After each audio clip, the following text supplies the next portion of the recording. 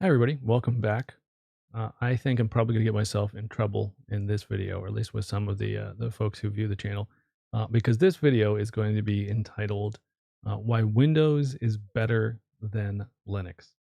So the idea is that I started this channel maybe I don't know 8 9 months ago, something like that. It's been a while actually. Interesting. And one of the common comments that I've had on my videos is if you are somebody that is going to be talking about Linux, why are you using Windows? And to that, I'd point out that I don't use Windows in all of my videos, but I think it's kind of a weird question. Um, and I kind of understand it because I mean, at one point, I think I fell into a camp where I was very ideological about operating systems and Unix versus Windows and things like that. But to me, the reason why I use Windows is really, really obvious.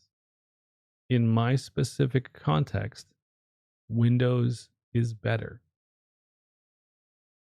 And that's not a crazy thing to say. Now, it also, I don't think, takes away anything from my understanding or years of experience using Unix. And the reason I should say why Windows is better for me is because by using Windows, I continue to have my largest client who gives me the bulk of my work. So that's a company called Fastlane, and I do training through them. And they have certain requirements on the software that I use to do the training.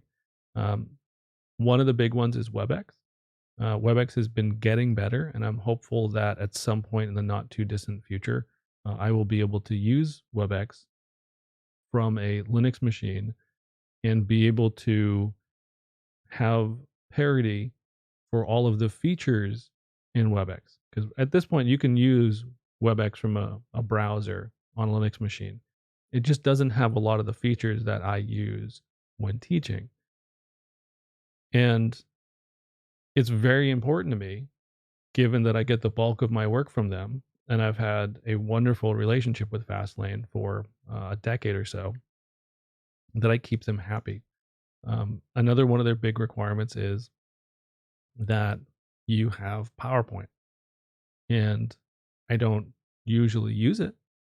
A lot of the times, I'm just doing the direct presentation through WebEx. Some of the times, with my SUSE classes, for example, I'm using PDFs to present. Other times, I'm using OpenOffice. But with some of the slide decks that are not produced by me, because some of the stuff I produce my own courses, like the Linux Essentials class that I've talked about previously in this channel, I make myself. But other of the classes, like the ones that I teach for NetApp, come from NetApp, and I can tweak them a little bit. But ultimately, I need to deliver what's in the slide deck as the sort of the basis, and then what I do is I build on top of that, because they're for a specific um, certification, right? So I will teach the class with a slide deck. Now, personally, I like getting off of slides. So what I tend to do in my classes is context switch a lot. So I will start with the slides, go through a couple slides, talk about those, tell some stories, jump over to a diagramming application, maybe break out some file system internal stuff, talk about the um, interface communication, kind of back and forth, whatever it is, right? Depending on the class. But the basis is the slides. I'm never not going to be doing the slides. And in some of those slides, they will use PowerPoint specific features such as animations. And I need to be able to use those. So for me, in this context, Windows is better, right? Another thing that I have is that right now, you guys are watching me from my camera. Now, The camera that I'm using is a Blackmagic cinema camera. It's a pocket cinema camera.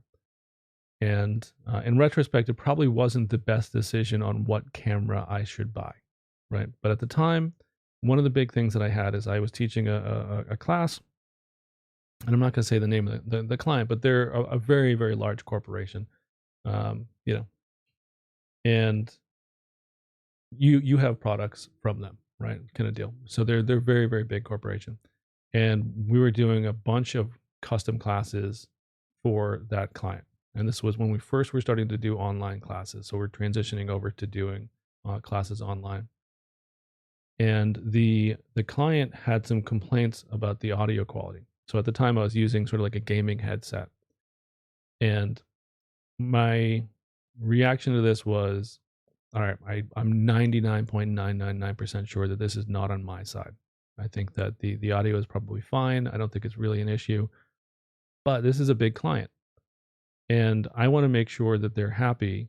And one of the things that I can do is I can show that I'm trying to do everything in my power to make sure that the issue is not going to happen again. So if it does happen again, and I can clearly show that I've done everything on my side to potentially address this, then they'll say, "Oh, okay, he wasn't the issue," and they'll continue to be a client. So what I went out and did is I bought what at the time I thought was a very expensive microphone, which was a Yeti, kind of a Blue Yeti microphone. I've actually got it over there, and it really didn't make the audio any better. And a lot of that was I didn't know how to really use audio at that point. But it was I think it was like a $200 microphone. I forget what they cost now, but it wasn't cheap, at least in terms of the level of my understanding of audio. So I did that, and at the time I was using a webcam as well, and I sort of waited a little bit before I kind of gave it and did this, but I said, all right, well, if this person was complaining about audio, what I want to go do is I want to go buy a video camera that I can go use instead of a webcam, just so that if this ever comes up again, I can send them a link to the camera that I'm using and say, I went out and I spent $1,000 on a professional grade cinema camera to use. Now, the downside of that is you need to have a capture card. You can't just plug that in via USB to your computer. The same thing with the audio. I'm using something called an XLR microphone, which is a professional quality microphone. So, what I did is I needed to buy these adapters. And initially I went out and I bought a Blackmagic PCIe Express expansion that you can plug in that had an HDMI in. It would do capture for the video. I figured Blackmagic camera, use a Blackmagic card, everything will work. And I had some issues with it. So I had some problems with it, and it was really annoying because they were one of the few Linux compatible capture devices that was available at the time. Now, I think there's more now, but at the time that was one of the few that you could reliably use and you knew would be supported.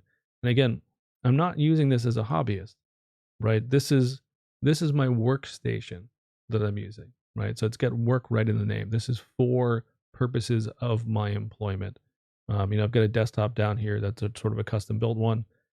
It's nothing massively fancy, but it's a decently powerful machine that can handle video processing and running a bunch of VMs and doing demos and slides and all that kind of stuff that you would expect. So it's probably got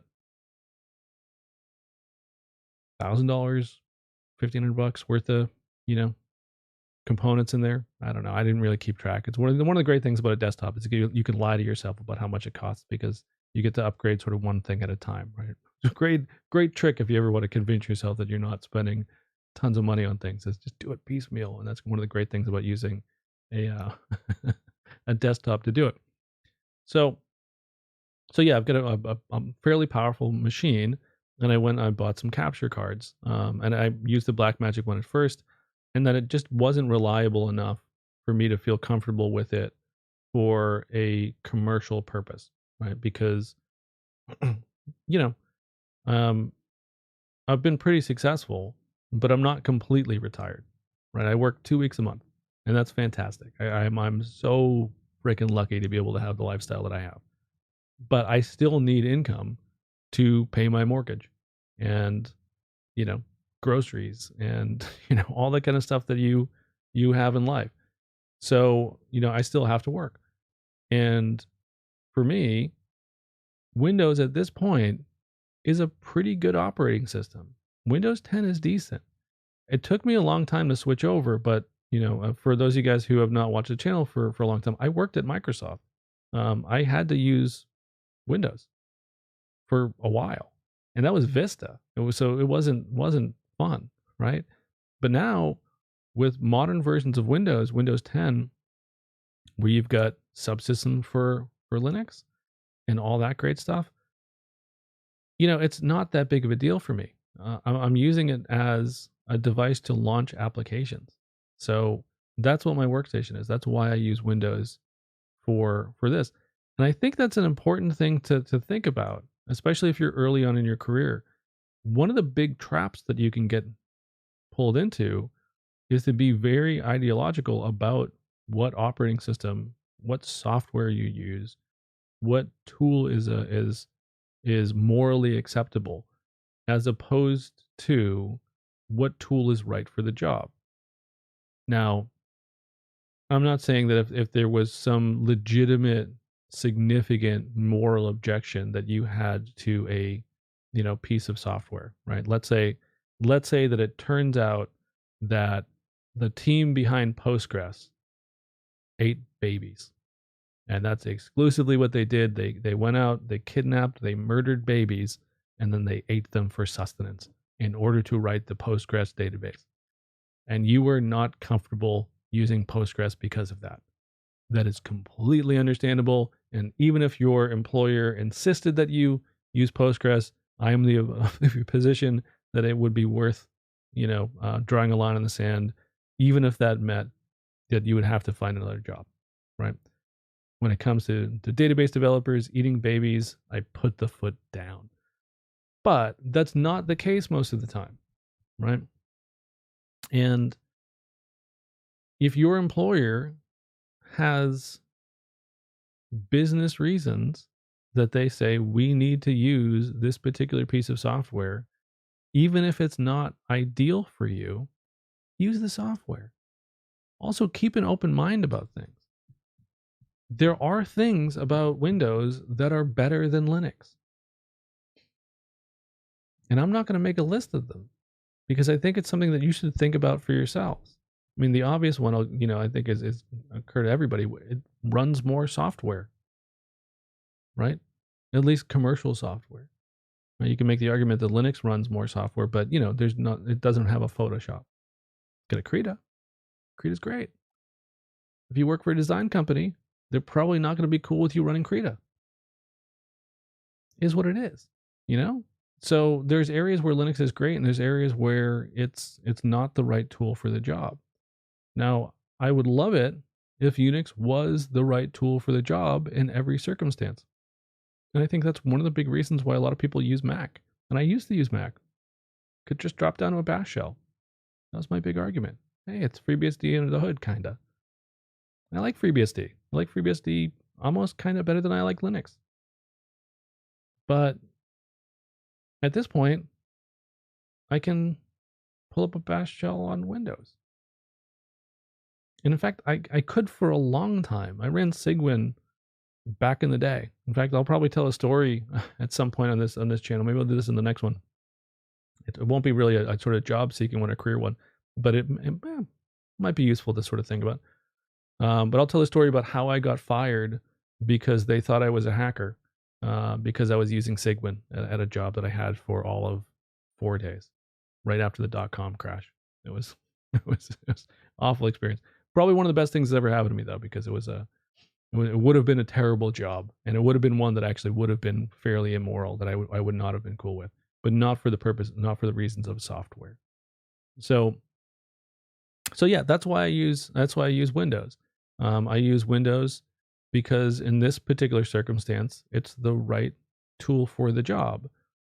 And then on the 2 servers that I have in the closet, I run Linux. On my VMs, I run Linux and FreeBSD. And on my instances that I run on AWS for my mail server, web server, kind of system, I run Linux. On my secondary MX server and backup, web server and sort of home replication backup kind of system that I use. I use Linux. On one of my laptops, I use Linux. On on my one of my phones, I use Linux. So it's one of those things where I use the right tool for the job, and I draw a clear line in my life between what I do professionally and what I do personally. Now, I'm hoping at some point that I can kind of revamp my video stuff. I was playing around with this last week, but I found that the Panasonic camera that I was using just wasn't consistently keeping HDMI out. So I think I'm going back to the one that I've been using.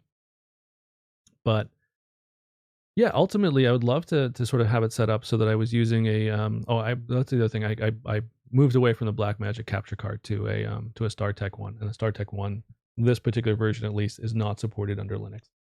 So, at some point, I'd like to be able to have something that's a little bit more cross-platform. So I'd like to have a capture card that worked with both Linux and Windows. But for right now, this one still works great. I don't have any problems with the capture device at all. So probably what's going to happen is I'm going to wait until I do an upgrade for the overall video capture stuff.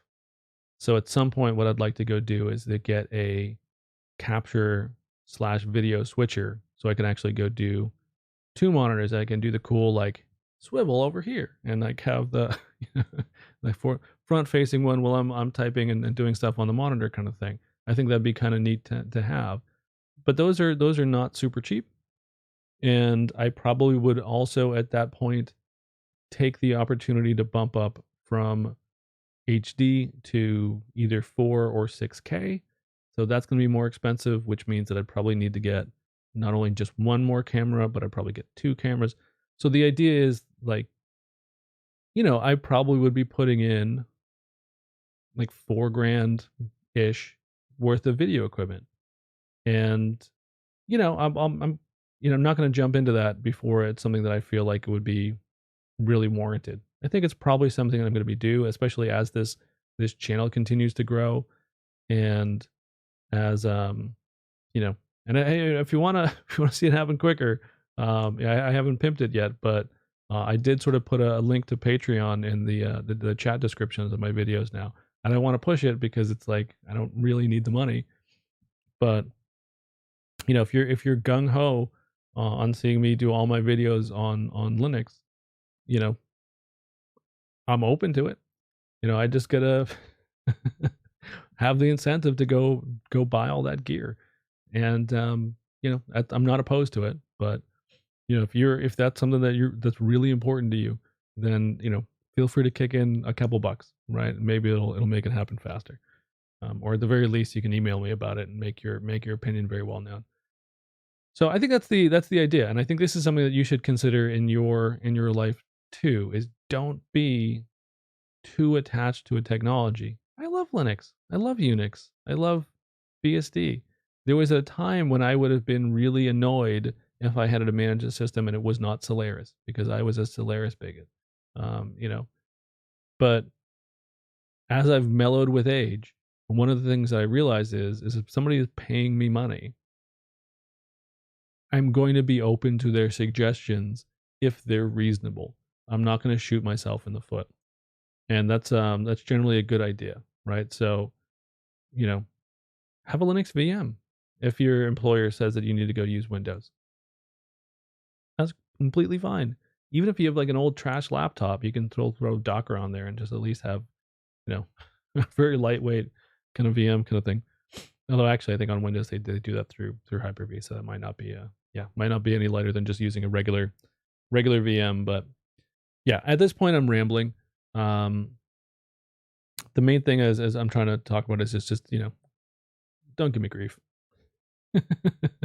You can comment, but and I hope this video hasn't kind of come off as snarky. But the main reason why I use Windows as my desktop is because I'm a grown up, and you make slight compromises on things because the net benefit is greater than the hassle. And for me, yes, it would be easier to use Windows. I mean, it would be easier to go use Linux every day because I'm faster at doing things when I'm on a command prompt and things like that. But, you know, if it means that I'm going to have a substantial drop to my income, that is a lot more inconvenient to me. And then I would have to go scramble to go find, new clients and ones that I haven't built fantastic relationships with over the last decade. Like, you know, Fastlane is phenomenal. If you ever need to do any training, I mean, I have multiple training partners, but like Fastlane, I really love those people. Um, when my parents were sick, the amount that they bent over backwards to make my life easier in terms of like rescheduling everything. So I could do classes on East Coast time and I could only do classes when I wasn't having to take my mom to the hospital or, things like that. They were phenomenal for me.